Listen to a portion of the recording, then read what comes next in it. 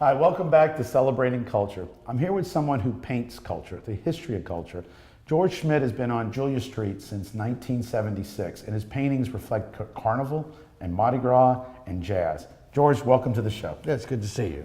Where we are right now is your painting of the beginning of jazz, so to speak, Well, yeah. where it develops, because jazz has a lot of people that contribute to it, Yeah. but Nick takes it out of New Well, Orleans. he was the man who made the first record. Yes. And they sold like 1 million copies. So George, this painting with Nick LaRocca, I mean, this is a great piece when you walk in your store. What am I seeing here?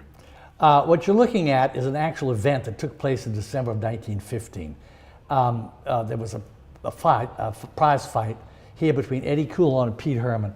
They were both bantamweights, and they were both from New Orleans. And at that time, New Orleans was a big fight town.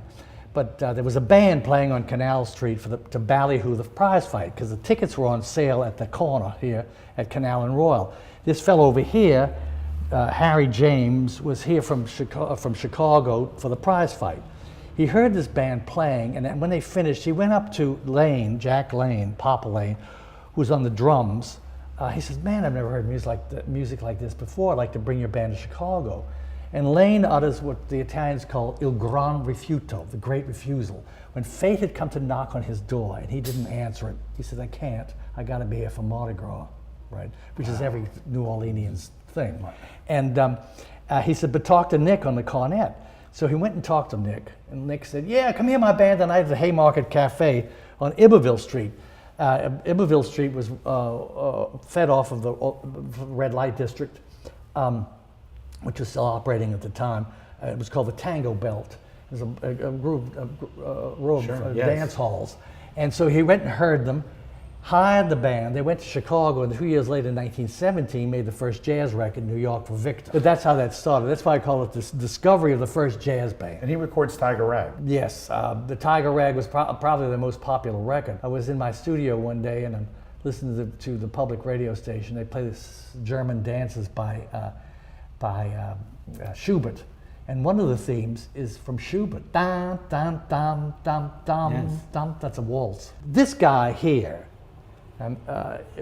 is responsible for New Orleanian musicians, neighborhood musicians, being paid well for what they did in Chicago and New York. The term jazz. One day I'm painting. I'm painting, and the phone rings. I pick the phone. Hello, and it's this fellow who was a friend of mine's dad, and he was a private historian. And he said, "George, I just called you up to tell you this. I've been reading, I have a copy of the 1914 Air Corps Manual. And in it, it says, air cadets will kindly not jass their engines over cities, J-A-S-S. He says, yeah, it means to make a loud noise, rev up. Well, it's an earlier word. If you go back to a dictionary in the 19th century, you will find this word jazz, which means to make a loud noise. All right. Now, LaRocca is in Chicago at that man's club, and it's a late night club. Now, this is in the books, right? They're playing their music, and there's a vaudevillian who jumps up on a table and says, "Oh boys, jazz that music." And LaRocca says, that's what we're going to call it, jazz. In fact, if you look at some old ads in Chicago in the newspaper, the Jass Band. J-A-S-S. J-A-S-S. Now, the problem was, what LaRocca says in his interview with the Jazz Archives of Tulane, he says, well, the kids were going around crossing the J out, so it became the Ass Band. So we had to respell it so it wouldn't read.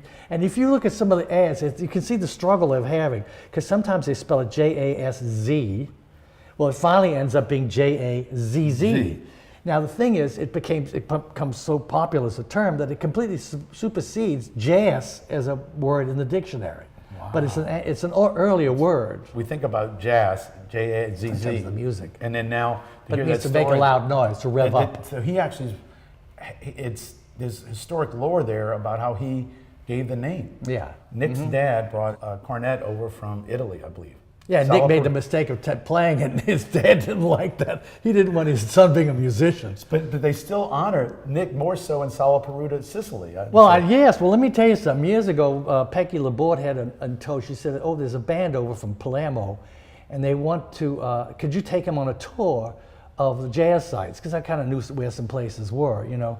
And they were, terribly interested in that because they were a Dixieland band. And I took them, I said, well, I'll take them to Nick LaRocca's house, 2022, Magazine Street. Well, I took them over, they got out the car, we walked over, and, we're looking at the thing, and he got, one of them says, it's like coming to Bethlehem. He said, you see, I spoke a little Italian. He said that in Italian. He said that in Yeah, Italian. he said it in Italian. And, but then I took him over to where LaRocca died, which is just right around the corner. It's on Constance and Jackson. His house, the house itself has, he built, it's a double, two-story double. And on the screen doors are written in wrought iron the first two measures of the Tiger Rag. Wow. Now, understand, he was working in the opera house. I mean, if you really, Oh, he's an if you really electrician. go back this. He's an electrician. And opera has like a little bit of influence in jazz. Well, I imagine if you have to be there every night and listen to that stuff, it's bound to have some influence, Jello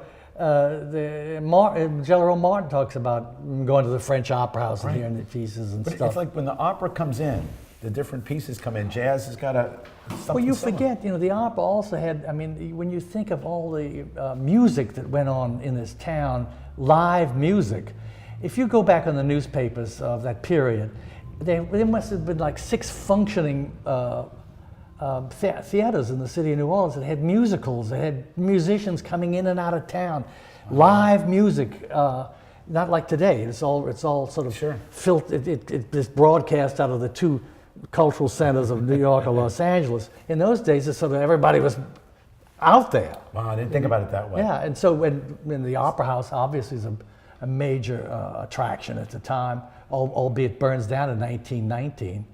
So also, World War I has an influence. These guys go off to war, and we see that they brought music with them. So you're actually bringing jazz. Well, the Dixieland Band's recording of the first jazz record is during World War I. And there's a lot of movement going on, people going back and forth places and stuff.